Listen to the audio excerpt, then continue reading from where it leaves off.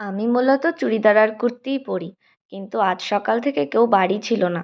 তাই আমার বর অনেক রিকোয়েস্ট করলো যে ওর একটা টি শার্ট পরেই যেন আমি ওকে দেখাই।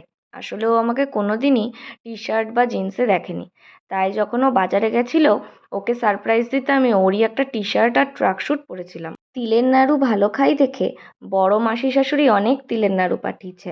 আর আমার ব্রেনের পরিস্থিতি এতই খারাপ, আমি গ্যাস না জ্বালিয়ে এখানে পাউরুটি সেঁকছিলাম। সকালের ব্রেকফাস্টটা করলাম চা আর ডিম টোস্ট দিয়ে। ডিম টোস্টটাও কিন্তু আমিই বানিয়েছি, ও খালি তখন উল্টিয়ে পাল্টিয়ে দিচ্ছিল। তাই ওর জন্য ওরকম মুড করলো যে খুব টেস্ট হয়েছে। আর যখন একটু ভালো চা আমি খাই, আমার যে মনে কী আনন্দ হয় তা তো রিয়াকশনটা দেখেই তোমরা বুঝতে পারলে। কিন্তু দুপুরের রান্নার মেন শেফ ছিল আজকে আমার বর, আমি খালি একটুখানি হেল্প করে দিয়েছি এই আর কি। তারপরে সুন্দর করে সাজিয়ে গুছিয়ে ওকে পরিবেশন করে দিলাম। তারপরে একসাথেই দুজনে মিলে দুপুরের খাওয়াটাও সেরে নিলাম।